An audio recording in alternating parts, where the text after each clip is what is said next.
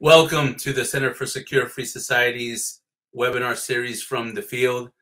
I'm Joseph Humire. I'm the Executive Director of SFS, and this is a special edition of our webinar series because this is on the 20th anniversary of the tragic and horrific September 11th terrorist attack, perhaps one of the defining moments in the 21st century, not just for the United States, but for the international community, and realigned geopolitical forces throughout the world from 2001 to today. For those that are new to SFS, be sure to subscribe to our YouTube channel. You can find the subscribe button below and then hit the bell to get notifications. Follow us on our other social media on Twitter, Instagram, and Facebook.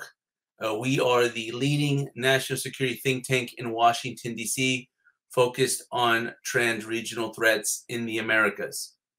To join us today, I have a great lineup of speakers. This is a special edition of our webinar because we're going to be speaking with a lineup of not just distinguished academics, published authors, but also combat veterans of both the war in Iraq as well as the war in Afghanistan. First, to introduce our senior fellow based in Texas, Dr. David Grantham, who is an officer in the United States Air Force and a special agent with the Air Force Office of Special Investigations, who served as a CI officer at the Bagram Air Base in Afghanistan, who also served in Iraq and actually has a newly published book called Consequences in Intelligence Officers' War about his time at Camp Bucca in Iraq. I'm also joined by Colonel Preston Mclaughlin, who has served more than 27 years as an active duty Marine. He also serves on the board of directors for the Center for Secure Free Society and most recently as a professor at the U.S. Army War College. Among Colonel McLaughlin's many assignments, he was also the Chief of Staff at the Marine Expeditionary Brigade in Afghanistan, 2nd MEB, in 2009-2010 during the Khanjar Eastern Resolve and Marja combat operations. In 2012, 2nd MEV received the Presidential Unit Citation, or the PUC, as is known in military circles, for its service in Afghanistan.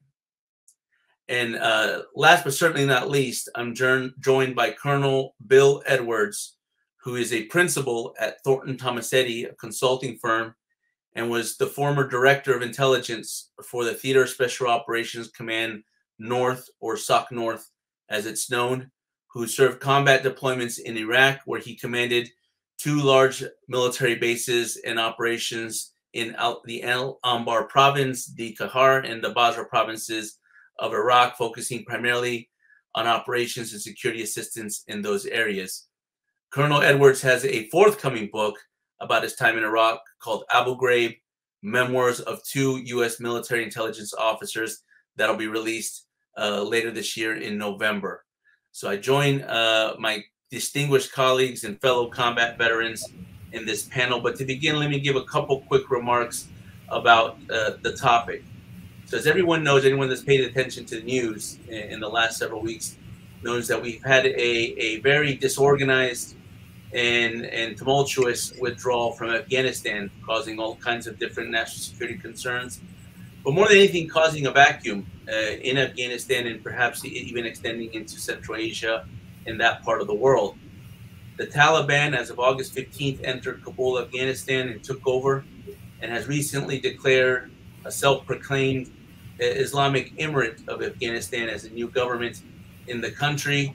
And this is 20 years from the day to when the United States went into Afghanistan to root out Islamist terrorist networks, principally Al-Qaeda, in Afghanistan, and has evolved into what is known as the War on Terror. So to begin this conversation with my distinguished guests, I think the question of the moment is, 20 years since September 11th, seeing what we've seen, these recent images in Afghanistan, what is the big takeaway for U.S. national security?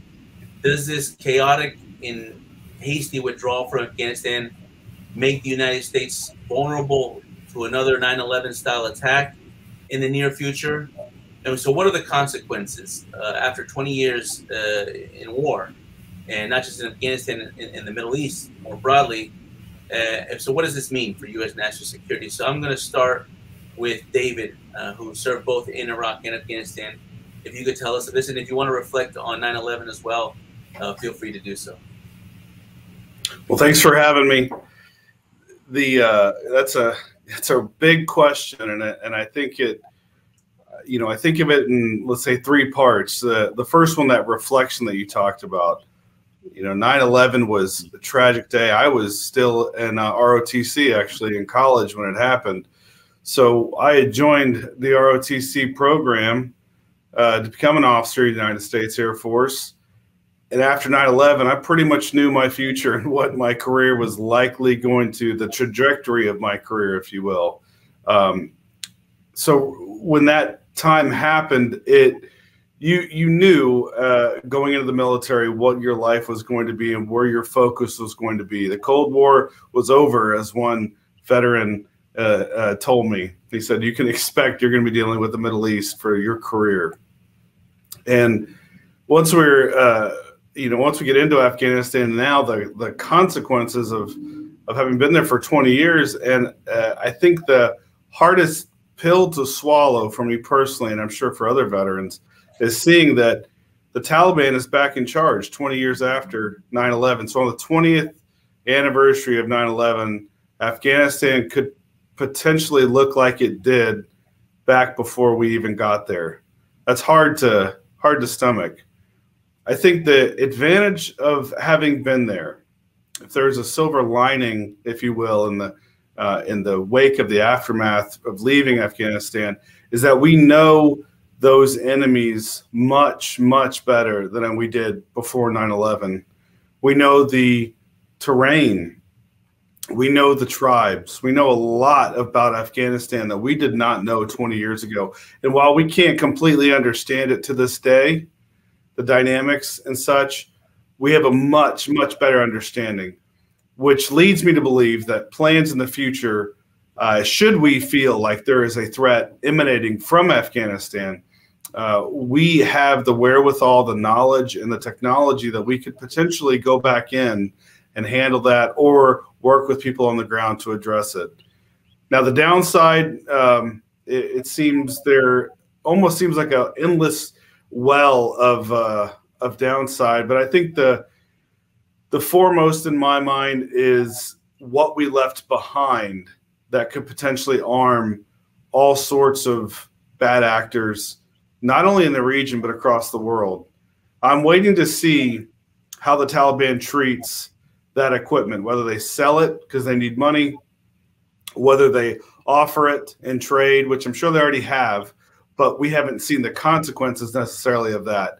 For instance, Venezuela, does Maduro reach over and start bartering for some of that equipment? And will we feel the consequences of that?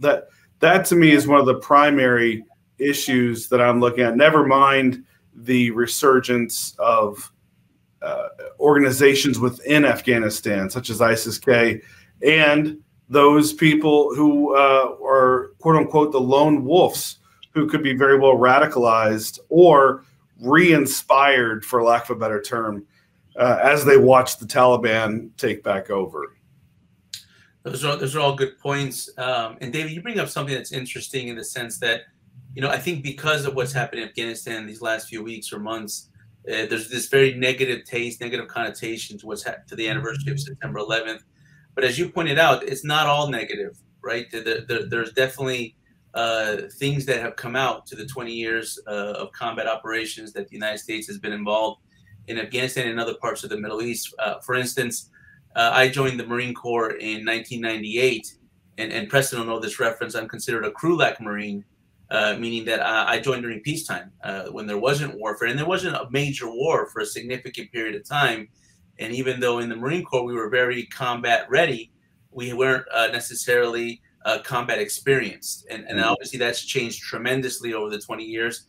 And for any infantry, Marine soldier or sailor or whatever, having that combat experience is almost irreplaceable in our ability to synchronize our efforts and do military operations.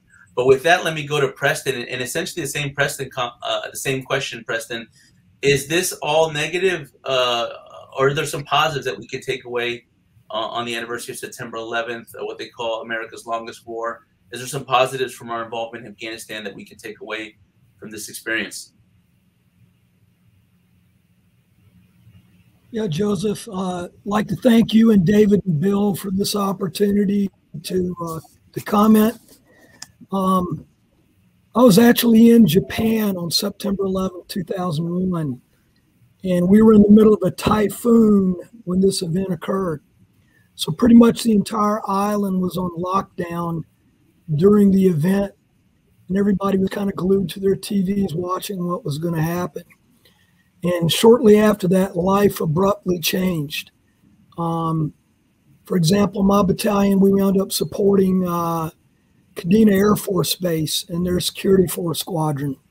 We also sent some Marines down to White Beach with the Navy and Japanese Maritime Self-Defense Force. And that was just the first of many deployments to come for a lot of us. I heard a fellow Marine, a guy who had actually been a student of mine, speak about a year ago at a panel on Afghanistan.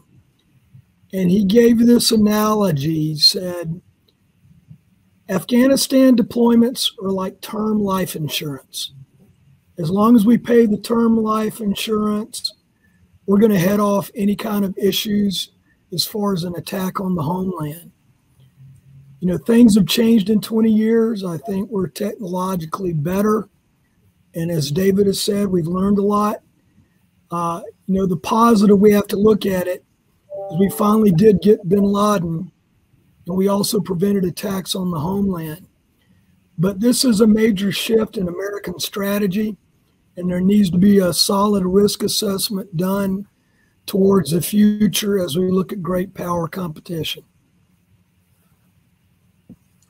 Absolutely. I think that's one of the, I actually got that question a little bit earlier today. And, you know, there has been a shift in strategy in terms of national security. We all kind of grew up in the counterterrorism era of national security strategy. And then there's been a recent shift towards GPC, great power competition, which I don't necessarily view them as mutually exclusive. I mean, we have to kind of walk and chew bubblegum, especially now that the Taliban's taken over Afghanistan. But let me turn to Colonel Edwards. And Colonel Edwards, beyond just reflecting on 9/11 in your time in service, but what can we look at? What are the prospects in the future now, given that we know that Afghanistan is now taken over by the Taliban, and essentially the Middle East is probably more unstable, at least in recent memory. So what would be your projection looking forward into the future a little bit, if you can, and what this means for U.S. national security? Well, thanks, Joseph, and thanks for my esteemed partners here on the panel. You know, this is an opportunity. You know, we talked about opportunities, or you mentioned opportunities earlier, but this is an opportunity to really take a hard look at strategy, but even maybe more importantly, grand strategy. You know, we mentioned, or Preston and Joseph, you mentioned the great power competition, but really what we're seeing is the emergence of the Cold War 2.0. And that's clearly evident as you see alliances start to form, specifically with the new government of Afghanistan. So that's something that gives us opportunity to really think about what our future should look like from a strategic perspective. And frankly, we need to get that right. We need to do that right, and then focus that strategy on defense of the homeland. Which is vitally important. And I know we'll get into some of this a little bit later. But if you've heard of the diagram called a problem quad, you know, a problem quad is basically, it breaks a problem down into 4 pieces. You're either dealing with simple problems, you're dealing with complicated problems, which is the next level up, or you're dealing with complex problems, or then you get into chaotic and wicked problems. Frankly, what we're seeing at the national strategy level is somewhere between chaotic and wicked problems based on efforts for MCO, cyber, evolving technology, terrorism. it's not just one focus area like it might have been in the past. It's multiple complex, chaotic focus areas.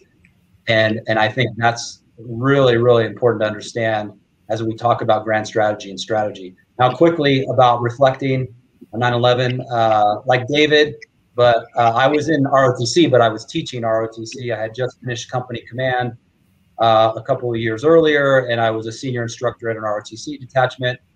And when we saw the planes hitting the World Trade Center, I was standing in the cadet room with about 10 cadets, most of them who are still serving today in the military at very senior levels now. That tells you how old I am. And I turned around to them and I said, your lives have just changed. You know, your lives have just changed. And they all looked at me with blank stares. But what's really interesting about that is fast forward to 2003, I'm in Iraq as a battalion executive officer, and about, I think, 4 of those cadets were now second lieutenants, and we were all on the same file. So it turned out to be a great mentoring and professional development session when we could break away from unit missions and to talk about what was going on. So I'll leave it at that. Bill, that's such a critical takeaway, what you said earlier, in the sense that, you know, I use this analogy a lot in different interviews that, you know, my old martial arts instructor would tell me, and before entering a competition, that you never lose. You either win or you learn. And so if you actually lose, it's only a loss, truly a loss, if you don't take any lessons away from what just happened. And I think what you just said probably is the most important takeaway, because the 21st century hasn't been very kind to the United States military strategy around the world, or national security strategy at that. But this is a critical inflection point where I think we have to adapt. We have to adapt to emerging threats. We have to adapt to the multipolar world. We have to adapt to the way things have changed, and they're not the same as the Cold War, and they're not the same as the war we would like to fight, which would be the World War I and World War II. And in that sense, maybe Afghanistan turns out to be that lesson that helps us shift that strategy. If that's the case, then I think it definitely was worth it in the grand scheme of things. But let me shift to back to David in the sense of, let's talk about the Taliban, because you mentioned this in your first response that, you know, 20 years now, we're pretty much going back to the future. We're going to the 1990s, late 1990s, when the Taliban was controlling Afghanistan. But this is actually not that same 90s Taliban, right? They're much more geopolitically aware. I think that was very evident when they made their official announcement of the new Islamic Emirate of Afghanistan, their self-proclaimed government. And their main strategic allies are who? Qatar, Turkey, Pakistan, Russia, Iran, China. So essentially, it's aligning the world and showing us who is with Western market democracies and who isn't, which we kind of know this, but they're making it very evident. And then the recent appointment of the cabinet, which shows the importance of the Haqqani network and how important that network really is for the Taliban. So my question, David, is what do you expect from this Taliban, right? You know, there's always this kind of, and especially in Washington, this kind of cherry optimism that we hope that the Taliban is different this time. But obviously we can't just hope. We have to have a strategy. What do you think the Taliban is going to take Afghanistan, and how do you think this is going to be here into the future? Well, it's, I mean, I want to say simply, you can't trust them. That's the bottom line, especially when you see the Haqqani network up there. But then again, that could be said of China, that could be said of Iran, and yet, you know, our governments seem to interact with them sometimes in a befuddling way, knowing good and well that we can't trust them. So I think the impression I get is the Taliban is going to replicate or mirror the roles that they see played by others like China, like Iran, toward us. I think I saw recently where the Secretary of State Blinken had bemoaned the lack of women represented in the Taliban government. And that's what the Taliban wants. They want focused, they want U.S., if just publicly, focused on those things that they could care little about, but they understand they need to, if you will, dance in those circles. They need to play along with those, frankly, unserious issues that they have no interest in dealing with. But when they first came out and said our government will be inclusive, I mean, that was, I thought it was rather clumsy attempt at appeasing Western governments, but I think they know, as obvious as that was, they knew, throw that word out there and it will stop them in their tracks. They'll begin to believe that somehow you're different than who you are. And I think that's going to be their approach. They're going to, much like the Chinese have done, they're going to hide their intentions behind language. They know Western governments rely on diplomacy and aren't very adept at deception and identifying those kind of things. You and I were counterintelligence officers, Joseph, so you and I maybe are a little more conditioned to see those things. But I think that's going to be the approach overall. What I'm looking for to know better what the future will hold with them is their interactions, as you mentioned, with other countries. That really is going to be the key. I can't predict how they're going to interact, because it seems like every country has something that conflicts with the Taliban's interest, whether it's China and the Uyghurs, whether it's Iran being Shia. I mean, there's just a lot of things that that countries have that also conflict with the Taliban maybe wants and what they ideologically align themselves with. So I'm curious to see how they interact with others. I'm not so concerned how they interact with us. I don't think it's trustworthy. I think it's merely a facade in order to advance interest elsewhere with other partners. I think the point that David made about these unconventional alliances, they're very unconventional. We're living in an unconventional time. And Preston, I wanted to go to you. Maybe we could help drill this down a little bit. You mentioned GPC in your previous response. Maybe if you could help us understand, what are the specific interests of this new unconventional alliance? Russia, Iran, and China, but to that we'll add Qatar, Turkey, and Pakistan. What are their interests now in Afghanistan? How will they capitalize on the Taliban taking over or taking back that country?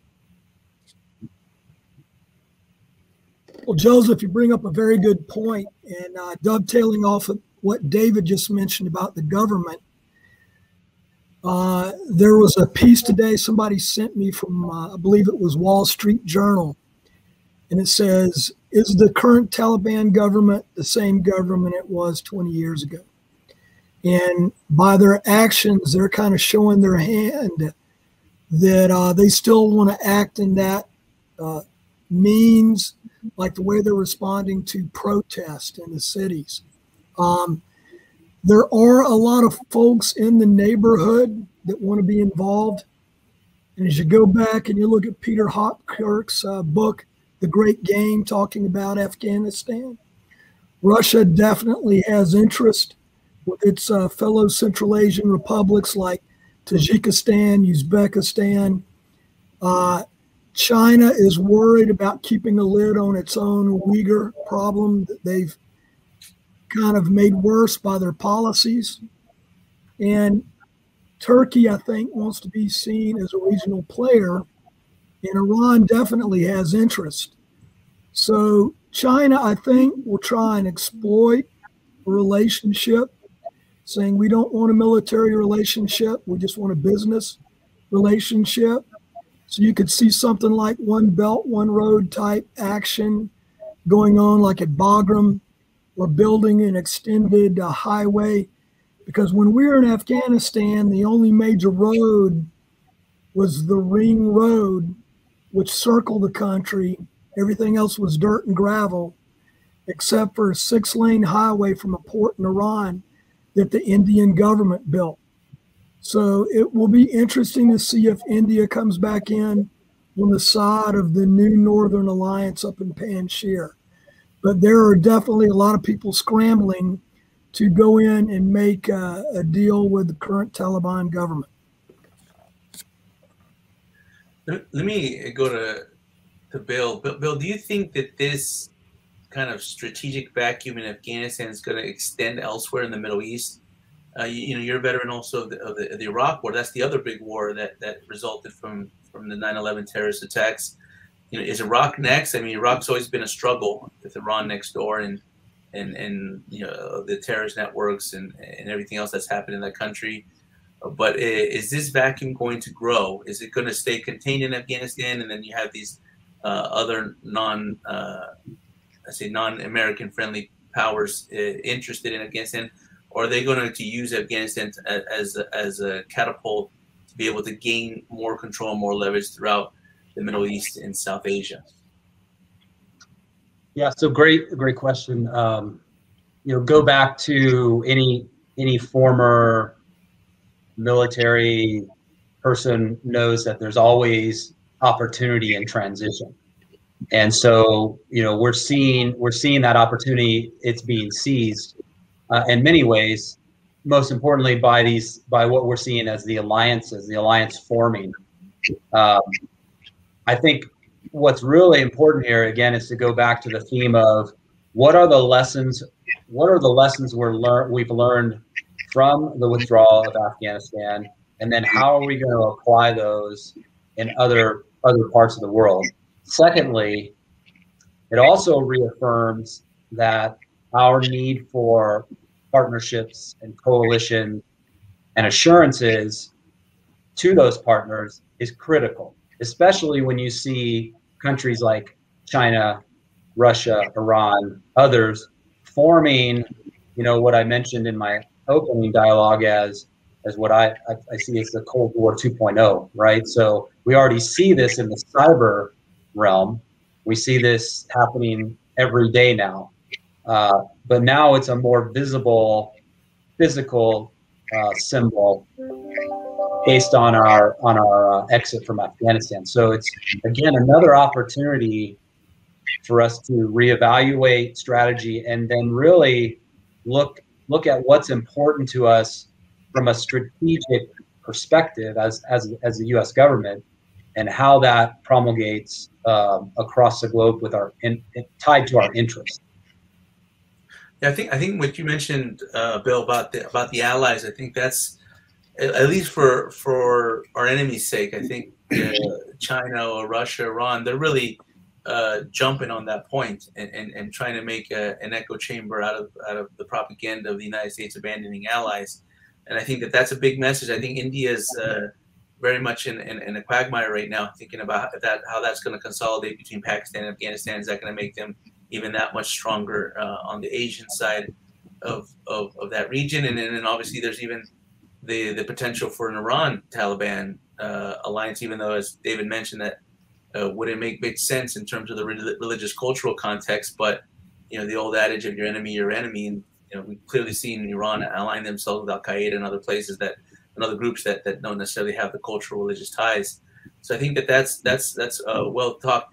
So if you ask me about what's that big lesson in terms of U.S. national security strategy, and I think obviously I'm a bit biased on this, but if I were to shift our strategy a bit, it would be to really understand how these networks operate, and to understand that the networks aren't geographically centered. They essentially move, and especially in the 21st century or in 2021, they move at the speed of well beyond the speed of government that way. And I think here in the United States, we look at two the seemingly separate issues, which would be the Afghanistan withdrawal and the Taliban takeover. And then the other big issue for 2021, which has been the U.S. border crisis, which has very much also been in the news. However, when we examine this a little bit closer, what we can see is they're probably likely going to be related. In what way? Well, through rat lines, right? And this is not to speak negatively about refugees. Refugees are victims of conflicts. But unfortunately, the refugees have historically been exploited by adversarial actors to establish rat lines through migration and refugee outflows. I just came back from Colombia, who's one of the countries, I think one of the first countries to step up and agree to take in approximately about 4,000 Afghan refugees as they wait their processing to go eventually to the United States. And I can tell you firsthand that the Colombian authorities are worried about this. They're worried if they're going to be able to do the due diligence to be able to understand if these 4,000 Afghan refugees are all legitimate refugees, or if they're being infiltrated or exploited by the Taliban or other terrorist networks.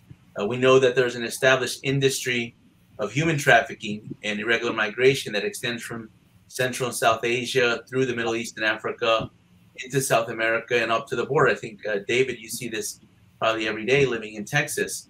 So, David, I want to start with you on this question, but is this something that we have to be working about here in the Western Hemisphere, beyond just the lone wolf terrorist phenomenon or the phenomenon of jihadi sympathizers? Can there be a logistical connection, maybe through refugees or elsewhere, between Afghanistan, between terrorist networks in the Middle East, into Latin America, or up into our border? Am I conflating this, or is this a legitimate concern? Oh, I mean, I think it's absolutely a legitimate concern. I think what we're waiting for is really to see how these are taken advantage of. We're going to learn fairly quickly who in these groups has a history or is tied to terrorism in some way. I think we'll begin to get a better flavor of what problems pose, who is able to get into these these groups that were able to exit. Because when you look at it logistically, this was very chaotic to leave, incredibly chaotic. I would imagine it was probably just as chaotic for the Taliban, for ISIS-K, and those who would have loved to take advantage of that. Now, I'm not saying that they didn't, but I imagine it was just as chaotic for them. And what I'm watching is how this will play out over the next 6 to 9 months. There's still people there. There's still Americans there. There's still others that could abuse or take advantage of the system. And now they've had time to watch, observe, and plan how to take advantage of that. So this initial outflow is concerning, but what it's done is it said, this is how the process works. We've now pretty much laid bare that process. And I can see now where bad actors are watching, taking notes, and then we'll be able to use that to their advantage. And where these people go, Colombia, Mexico, wherever they may end up in Latin America, we need to take a hard look at that process and begin hardening that process immediately, because bad actors are watching and they will take advantage of that. Good point. And one of the things, David, I mentioned in one of my earlier conversations was it's something that we noticed, because we're tracking often these threat networks that emanate from Latin America and connected to other parts of the world. And one of those is the threat networks that come from Venezuela. And so we watched that very carefully. And one of the things I noticed was after, I believe, President Biden made the announcement that we're going to be withdrawing from Afghanistan, I believe it was in April of this year, almost weeks, days, if not weeks, after the government of Venezuela, the Maduro regime, announced a direct flight from Caracas to Kabul from Conviasa, their state-owned airline. And so, that obviously grabbed our attention. We didn't really know what that meant until now we start to see maybe they're going to actually operationalize that flight, knowing that now the Taliban is in control in Kabul. But Preston, you're also a Venezuela watcher like myself and like the rest of us. Do you see rogue regimes here in this side of the world, whether it's Havana, Cuba, Nicaragua, Venezuela? Do you see them capitalizing on this moment right now with Afghanistan? And if so, how would they do that? Well, Joseph, I think, it's kind of along the lines of what David said, is they see opportunity. They're going to try and capitalize on that opportunity. There are probably people in this chaos, as people were being loaded, that it would be very difficult to vet in the future. So some of these regimes in our hemisphere that you mentioned, they may be able to provide these people travel documents or other things to allow them to move about more freely. Today on the news, as I cut it on, I saw that in France, the first trial for the Bataclan massacre is occurring with ISIS in Europe. So I think it's not just us in the Western Hemisphere, because prior to this withdrawal, Afghan refugees used to try to go into Europe, into Australia, were their two favorite places to go. But I think the numbers are going to be huge that are coming out, and definitely some of the governments in this hemisphere or some of the non-state actors will try and take advantage of it. Yeah, we've had the Syrian refugee crisis. I think that's caused quite an impact in Europe. Now you're looking at maybe the Afghan refugee crisis, which will do the same. And Bill, so you were at Northcom, or you were at SOC North, but the TSOC of Northcom for quite a while. What would be your concern if you put your old hat on when you're looking at this development on the other side of the world, but knowing that at the end of the day, the homeland is what we protect? What would be your biggest concern for those that are more concerned about the territorial United States and what this could potentially mean? Are we looking at more terrorist attacks? Are we looking at a hybrid sense of narco-terrorism or other things? What would be the top concern from a U.S. homeland perspective? Yeah, so, well, to answer your question, time will tell, right? So time will tell. And I'll go back to what I said earlier, which was, in transition, there's always opportunity. And that's, you're taught, find the seams, the gaps and seams in the plan, and then exploit those gaps and seams. And I think that's where a thinking enemy is what they're trying to do. They're trying to exploit gaps and seams that we may have in our plan or our strategy. When you look at the question we're talking about what do we truly understand the pathways? Do we truly understand how migration occurs? Do we truly understand, or do we truly have the right relationships in Central America, South America, from a diplomatic perspective, to actually support defense of the homeland, which is at the end of the day the number one priority of every COCOM. So to go to a topic, this is a great topic of policy, right? And so and specifically, how are we viewing the problem, and then what are we doing to counter the problem? So a good example is again, opportunity here, but do we have an established JIATA? Do we have a joint interagency task force that's working across all lines and working succinctly with departments and agencies? And then who is leading that effort, right? So when you talk about that specific piece, you're talking about a supported organization that has supporting elements to create that synergy.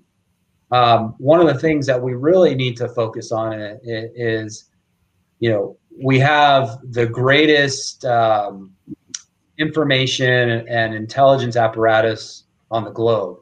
So how are we leveraging that with a cross-cultural organizational framework that allows us to share properly and to be proactive? So those are things that are super important. I call it developing your blue network.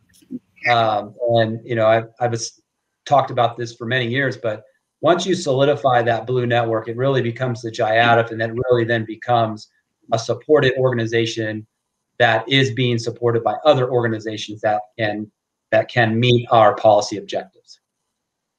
Yeah, I think it was Admiral Stavridis who said that it takes networks to defeat networks. So I think that's really right in line with what I think our 21st century national security strategy really needs to embrace. I know it's part of the concepts in the defense doctrine and everything. I know especially at SOCOM, they work on this quite a bit. Nonetheless, it really needs to be implemented, I think, at the highest level. So I had in mind to ask you guys a policy question, and feel free to give a policy response if you like to, given, we're on the 20th anniversary of 9/11 and what's going on in Afghanistan. But actually, now thinking about it, I think, I have such a distinguished group here with an excellent military service career. If you want to just reflect on something that 9/11 meant to you during your military career, during your deployments, and obviously I think both David and Bill have both written books about those experiences, particularly in Iraq. So you can tell us a little bit about your book. You can tell a little about your experience, what 9/11 means for that. And if you want to throw a policy recommendation, feel free. I think we've given a lot of policy recommendations throughout the webinar, so no need to do that if not. But I do want to reflect a little bit, and I'll start again in reverse order. I'll start with Bill this time. You have a book coming out that I'm very anxious to read called Inside of Ghraib, Memoirs of 2 U.S. military intelligence officers. That's going to be forthcoming. It's going to be out on the bookshelves in November. And I remember Abu Ghraib because I remember I was in the Marine Corps, and I remember the impact that had on a lot of the intelligence community, especially the military intelligence community, because it was very damaging for a lot of the efforts that we were doing, not just in Iraq, but around the world. And I didn't know that you had to basically correct that wrong. And so if you can tell us a little about that and what 9/11 meant and how it's reflected on your career. Yeah, thanks. Well, I mean, not September 11th, changed every view. At that time, I was a fairly senior military officer, had been in the Army at least 13 years by that point. So I had done a lot of training. As you all know, we were very effective in the ground conflict in Iraq. I mean, I think we, don't hold me to the number, but I think we destroyed the Iraqi army in like 17 days. We had the ability to move, shoot, and communicate. We were very good at it. And it was professionally a turning point for many people. Like I mentioned earlier, where I turned around to the cadets and said, your lives have just changed. And it had, because, we went from a force that was focused on major combat operations, MCO, to a force that was now transitioning to combat what the enemy was and the environment we were in. So tremendous professional growth over the last 2 decades for a lot of people. And like I mentioned as well, the cadets that I was talking to in those times, they're now leading brigade combat teams in some cases in our Army. So, they've had a ton of experience, but now they're facing different challenges. And as I said, our challenges are in that chaotic, complex realm where these military leaders are not only focusing on major combat operations, but terrorism and cyber and evolving technologies. And the other thing I failed to mention, which is super important, is the advent of autonomous weapon systems and how that's going to ethically change the battlefield. And so, addressing all of these things, we've put our military leadership and our government leadership into a really tough situation. That is going to take a lot of thought to get through, and hence, why I mentioned the idea of strategy and grand strategy and really thinking through what we should be doing. But as far as the book goes, it was a great project between myself and one of my good friends and partners. We were given the mission to, and it's not really a military task and purpose mission, but the mission was to go and fix Abu Ghraib. So to help with the strategic blunder that had happened and had focused so much attention on that small place. It's only a 1 by 1 kilometer facility, so it's a very, very small space. And so the book is written from our perspective, but the book is really about leading, and it's specifically about leading through adversity. And we also balance the book with our families. Our wives and daughters have chapters in the book so that they can tell their story from the home front perspective. And in this case, their home front was in Germany.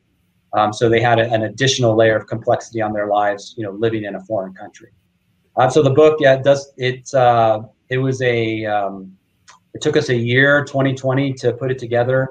And it'll, like you've mentioned, it'll be released in November. But we think it's a good story. There's a lot of good lessons learned there for young military officers and NCOs and soldiers, but also for their families and how the family supports everything we do in military organizations and units. So thanks for allowing me to talk about it. No, that's interesting. I don't think I've ever read a book that actually had the wives and the relatives talking in the same. That's really interesting. I think that's oftentimes a forgotten aspect of combat operations and combat deployments is the families, the wives, the brothers, sisters, the mothers, they suffer right along with the soldiers, and oftentimes more anxiety because they have a knowledge vacuum. They don't really know what's actually going on in theater. And then, you know, if maybe things have changed now in more recent years, but back when I was deployed in 2003, 2004, 2005, we didn't have that many phone calls home. We had to wait a long time, sometimes weeks, months, before we were able to let our families know how we were doing. But David, let me go to you. And you also wrote a book. It is out. It's been out for about a year now.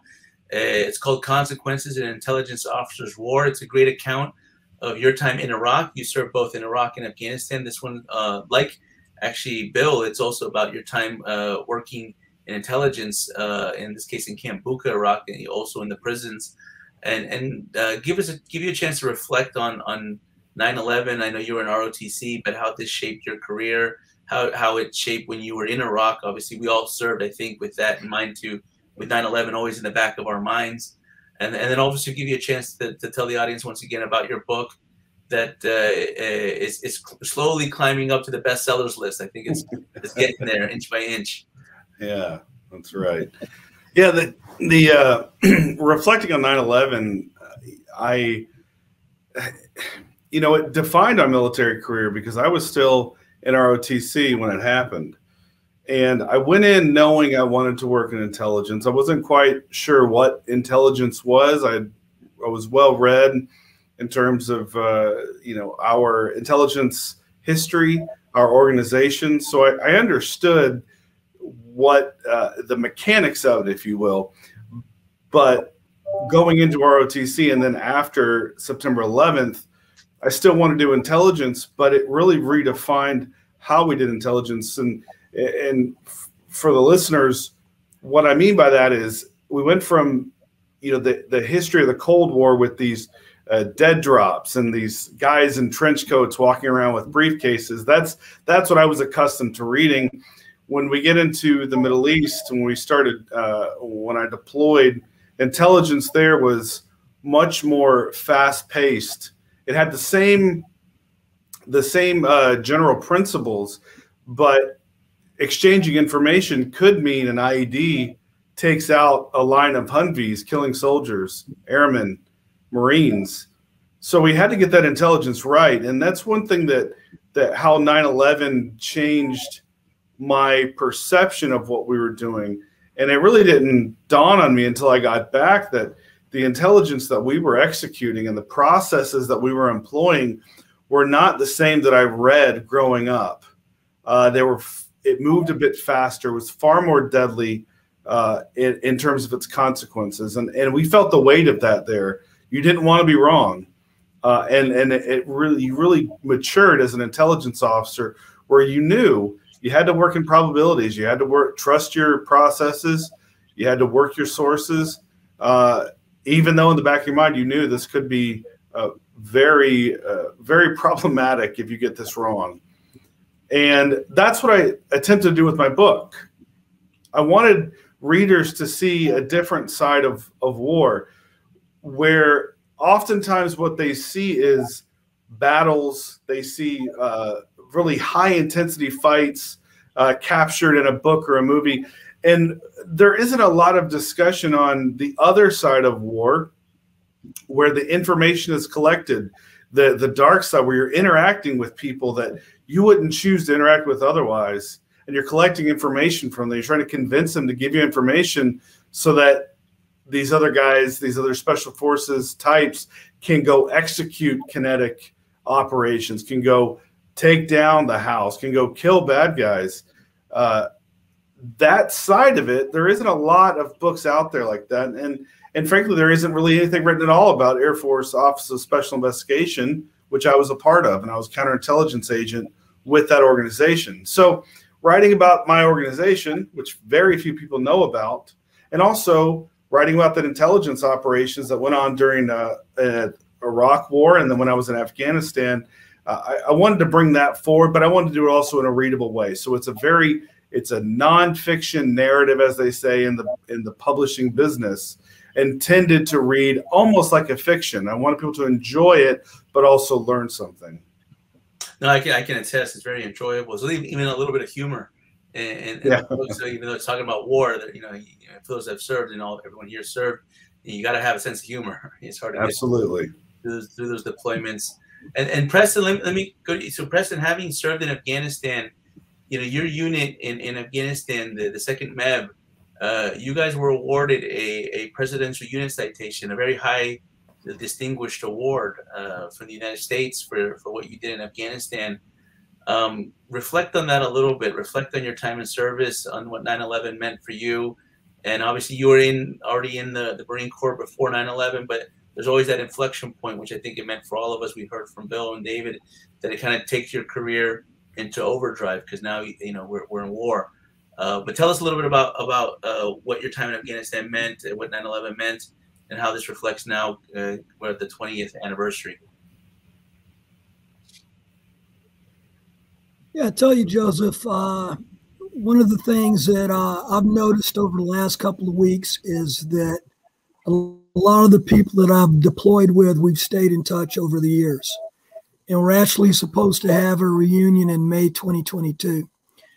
But we developed a lot of close bonds because we were put in as the largest American unit in the 2009 surge into Afghanistan. And we were able to give a lot of people hope in Helmand Province. We were able to kind of understand the dynamics on what was going on. But we kind of came at a unique time where General McKiernan left. General McChrystal came in and did his assessment. And then things started picking up even more. So our deployment was more of a sprint than a marathon. And so we learned a lot about ourselves. One of the neat things about the Marine Corps is we're a 60% first-term force. So we have a lot of very young men and women that come in and want a challenge, and they rise to the challenge, and they did an admirable job. Because I think a lot of us, up to that time, as we kept sending people out, we're like, when are we going to break the military? Because we keep asking people to go continuously. But that's what a lot of people sign up for, is to do this. And so we were very fortunate to be able to go at the time that we did.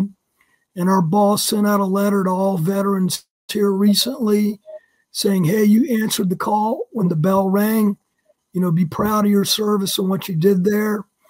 And we'll always be there for you. Thank you, Preston. I think everybody here answered the bell when the bell rang. And on behalf of SFS, on behalf of myself, I'd like to thank all of you for your service, both in Iraq and Afghanistan. I think one of the things that we take away, all of my friends in the Marine Corps, my veteran friends, is that the Afghanistan is not really our loss. Like, we won a lot of our battles, we won a lot of our operations. They could be considered a policy failure, consider a strategic failure, but it's definitely not an operational failure in terms of the military people that served in that theater. And I think we learned a lot. I certainly did. I actually realized I haven't reflected on my experience, so I'll do that for a quick second.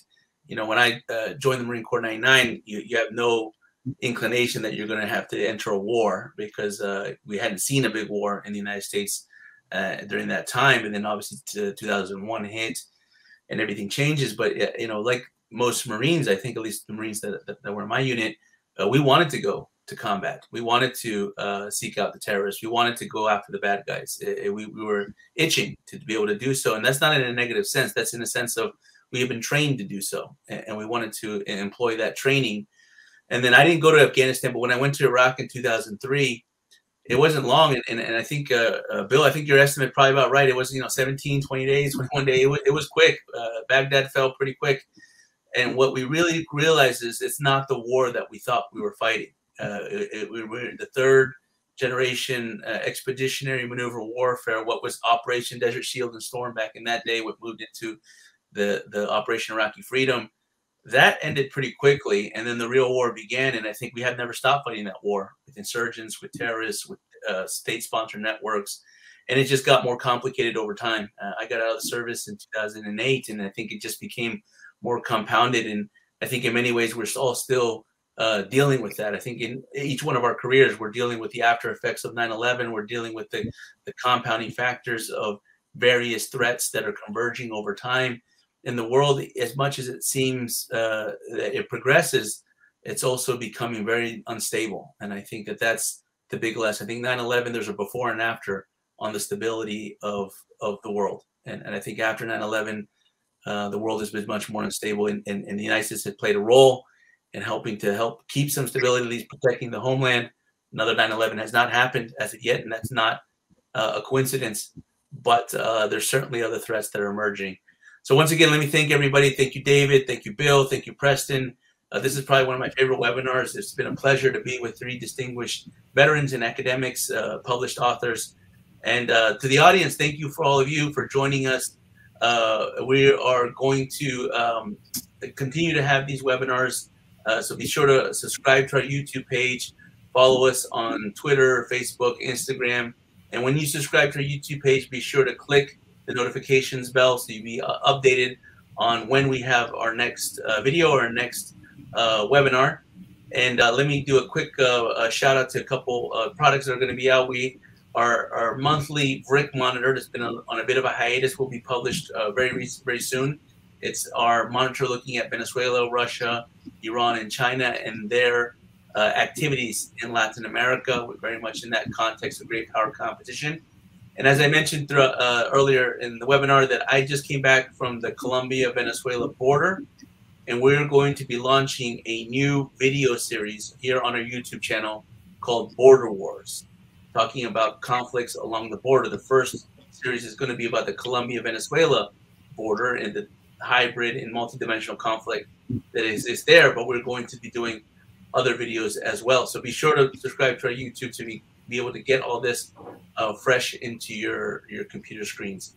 Thank you once again. This is Joseph Humire, Executive Director of the Center for Secure Free Society, and we'll see you next time.